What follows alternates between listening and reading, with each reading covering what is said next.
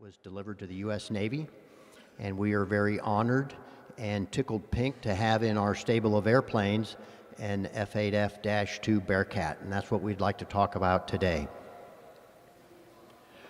Real fast, what we have in store for you today is here in just a minute, our executive officer, Ron, is going to welcome you. We're then going to go through a fairly brief overview of the history and service of the Bearcat. And then we have a panel of a couple of our Bearcat pilots who will field questions from you if you have those. And then our historian is going to talk about the history of our own CAF SoCal Bearcat that you see here with us. So without further ado, our executive officer, Ron Misseldine. Thank you. I want to welcome everyone here today. Let me see the show of hands of who has not been here before. Is anybody new? 1, 2, 3, 4, 5. Good.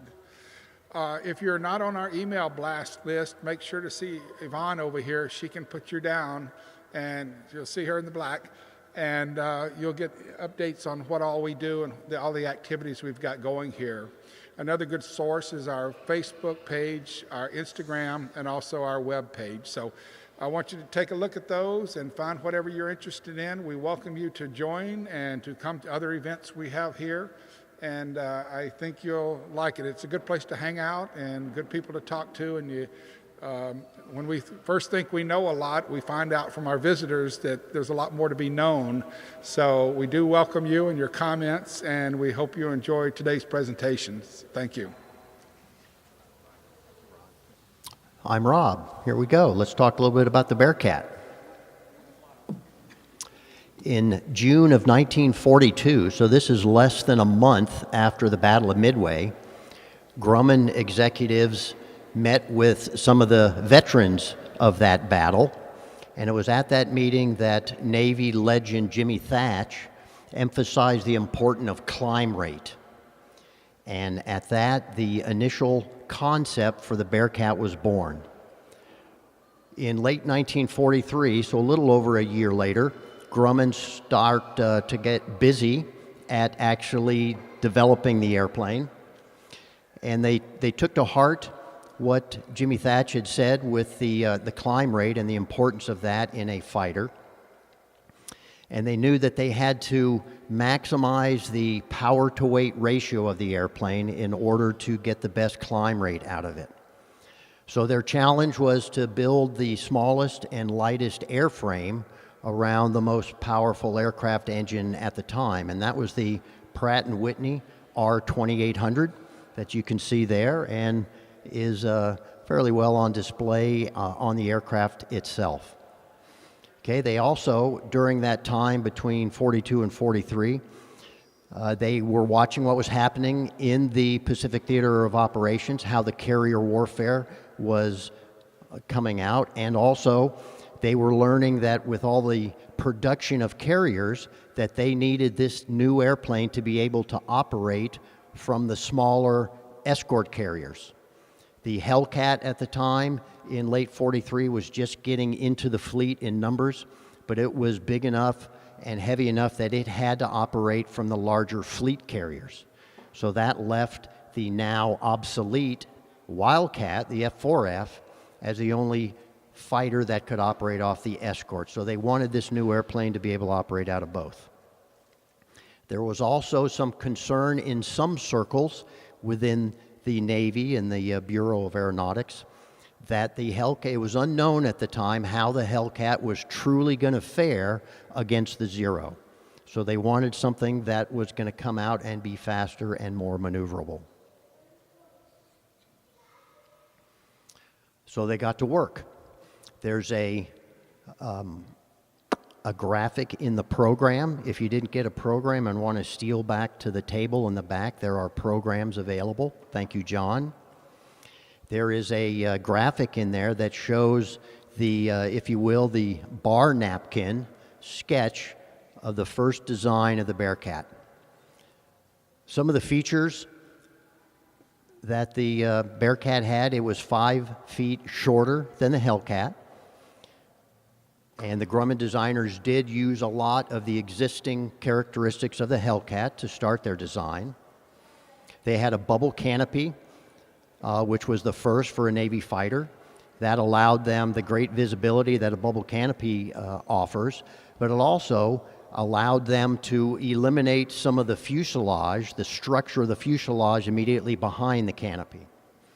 They went with a smaller prop, the 13-foot 1 inch that you see on there. That's the 3-bladed Hellcat propeller. And they went to a slightly smaller 12-foot 7-inch 4-bladed prop for the Hellcat. Because of that size of propeller, even though it's a little smaller than the Hellcat, they still had to develop the very long and tall landing gear to allow the airplane to have ground prop clearance while it was running. And that gave the Bearcat a very distinct nose-up profile on the ground. Granted, all tail draggers have that kind of profile. The Bearcat was a little more pronounced. They had a goal, again, small and light, of 8,750 pounds for this aircraft to help it achieve that power-to-weight ratio and therefore a really incredible climb rate. Well, they didn't quite make that on their initial designs. So a couple of their major revisions were they reduced the internal fuel to 150 gallons. They were able in subsequent models to increase that to 185, but they started with 150, and they had to reduce the ordnance. So at the time, 6 to 8 machine guns or cannons in the fighters. That was fairly standard for the day, but they had to reduce that to 4 50 caliber, 2 in each wing, and they had to reduce the amount of ammunition to 300 rounds per gun. So you do the math, that's about 1,200 bullets for a fully loaded Bearcat, which is half of a fully loaded Hellcat. The result, they ended up with an interceptor. It was something because of the reduced range in order to get small and light. It's going to have the less gas we just talked about, and so it was really more of an interceptor and not able to do long-range escort like the Hellcat did. That was good news for Grumman and Hellcat pilots because that gave extended life to the Hellcat. Okay, it excelled at fleet defense, which, though it didn't see combat, it was perfectly suited to combat the kamikazes. There was a myth that I had heard that the Bearcat was designed to combat the kamikazes, and that's not true. If you look at the dates that I just threw up there, the initial concept in 42, they started development in 43. The Japanese had not started kamikaze attacks at that time. It weighed about 9,600 pounds, the prototypes and the first development airplane, so a little bit over the goal that they were shooting for. And versus the Hellcat, it was 20% lighter, it had a 30% better climb rate, and it was 50 miles per hour faster. Had a very interesting design feature. Initially, they developed detachable wingtips. So if you look at the airplane, both of the wings are folded currently. Well, the initial design, to help them save weight, they did not stress the outer part of the wings for high G loads, which they were expecting could be as high as 9 Gs. They didn't want to put that weight and that structure on the airplane, so they designed it to where the wingtips, not the wingtips, but the outer wing panels would snap off if the aircraft was pulling more than about 7.5 Gs. Well, hold on to that thought. So the prototype, the first prototype, flew in late August of 44. Most prototypes have growing pains. The Bearcat was no different. They found a lack of horizontal stability, so they fixed that with the triangular fillet, which we'll point out when we do the walk around. Right at the base of the tail, the vertical stabilizer, they added some structure to help with that stability. They had a cramped cockpit. Well, the Navy guys were said, deal with it. We wanted small and light. This is what you got. All right, and the test pilots wanted something If those of us a couple years ago remember the movie that came out, Jurassic World, and the genetically developed dinosaur, what was the catchphrase of the movie? More teeth. So what did the test pilots want? More guns. Did they get it? No, they did not, because of weight and balance issues.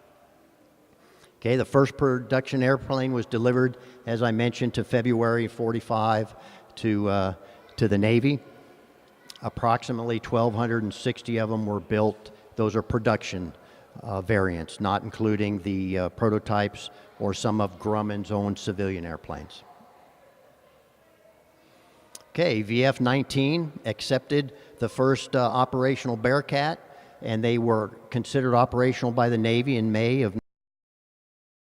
They sailed from Naval Air Station Santa Rosa in July of that year, and they were en route, but the surrender terms prevented them from getting any combat, though they were expected to have joined the mass fleet for the invasion of Japan itself. Now, the snap-off wingtips, if we go back to that design feature, again made to save weight on the airplane, though that design concept worked well in the kind of sanitized test environment in which they were tested and further developed, when you put them on carriers and sent them out into the fleet, things didn't go quite as well. They found that there were times where only one of the wing panels would snap off, and that now gave the pilot quite a handful to deal with. So they developed explosive bolts, where both of those, either automatically or pilot controlled, they could blow off those outer wing panels if needed. And that seemed to be working okay until one went off accidentally and killed a ground technician. So they decided, okay, it sounded good at the time, it looked good on the bar napkin, but let's now eliminate that. We'll fasten those things on. They reinforced that outer wing panel, but then they limited the airplane to 7.5 Gs. Okay, the Bearcat, as you can imagine, based on some of those nice design profiles, outperformed many of the early jets that were now coming into the Navy inventory in the late 40s. And it was chosen by the Blue Angels to replace the Hellcat, and was the second operational airplane that organization flew. Okay, let's move over to foreign service. The French Air Force got a fair number of the airplanes in '51. Now, though the Indochina War had started earlier than that, that was when the French first got the Bearcat. So they employed the Bearcat over there in Indochina from '51 until '54, and the Bearcat cut its combat teeth during the Battle of the Day River, which is southeast of Hanoi there, and they helped the French achieve a significant victory at that time. The Royal Thai Air Force also received some numbers of them, and then in '54, those French Air Force Bearcats that remained, and there were not many of them at the time, were given to the Republic of Vietnam's Air Force. A couple photos there on the right. The top one has got a couple 1,000-pound bombs under the Bearcat wings. It's interesting to note, it was designed as a fighter, and all of the combat work it did over in Indochina was ground attack. The bottom one shows napalm under the wings of those running Bearcats, and a beautifully restored Thai Air Force aircraft on the bottom left. Some of the variants, the Dash 1, F-8F-1, they made a B model where they first started experimenting replacing the 50 caliber machine guns with 20 millimeter cannons. They took both the Dash 1 and the Dash 2 variants and converted some of them into drones, so that was the D model. They took 1s and 2s again and put the APS-19 radar underneath either the right or the left wing, and then you had a night fighter. And they took further still and took out a gun out of each wing and put on some camera equipment, and you got the P model, the photo reconnaissance variant. Okay, the Dash 2, which I highlight specifically because that's what we have here in our stable of airplane. They redesigned the engine cowling, and if you look at the bottom two, of the 5 listed or shown there, the top one is the prototype.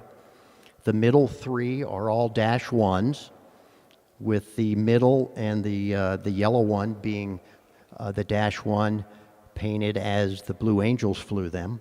And then the bottom one is the Dash 2. And on that redesigned engine cowling, it's kind of hard to see, but they made it a little bit stockier, a little bit stubbier. They put a different engine in it. They put the Pratt & Whitney, still the 2800, but the Dash 30W, the W meant it had water methanol injection. They put the taller rudder and tail on it, and that you can kind of see. If you look at the bottom two carefully, you can see that the bottom one has a taller rudder, and that was to, again, help with that horizontal stability. And in the Dash 2, they definitely took out the 50 cal machine guns, and they all had 20 millimeter cannons.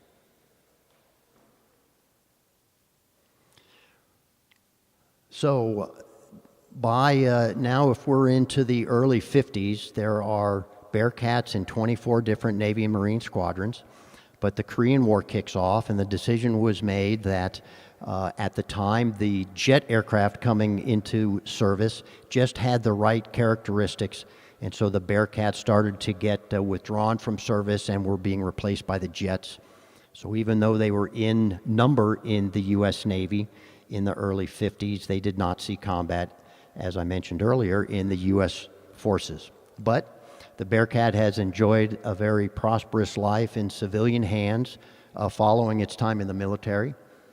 It was prominent in air racing, though recently, maybe the last 10 to 15 years, modified Mustangs have kind of been taking a lot of the checkered flags. Prior to that, Bearcats were really doing well. Here's a picture of Rare Bear, which for a while was king of the mountain up there at the air races. Real popular with air shows because it looks great, it flies great, it sounds great, it's sporty. And that's why a lot of warbird owners like them themselves. That's our airplane in the top right and a 5-ship on the bottom right at an air show. Some factoids about the Dash 2. The Bearcat in general was the last of Grumman's piston engine fighters. In '89, it set a world speed record for piston-driven aircraft, almost 530 miles an hour. That's moving.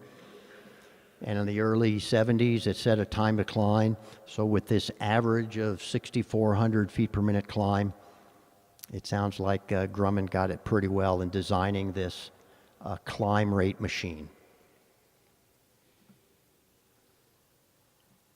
A view of our cockpit there. It's pretty Spartan. There's not a great deal. It wasn't needed to be overly full of stuff. The only thing really missing is that we don't have a gun sight.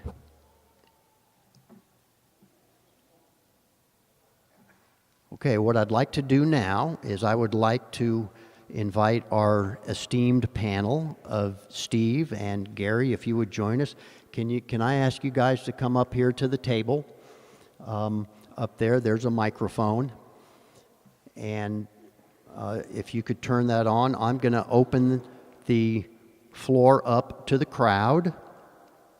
If you have any questions, these are two of our experienced Bearcat pilots, and they are going to be available for the next few minutes to answer any questions.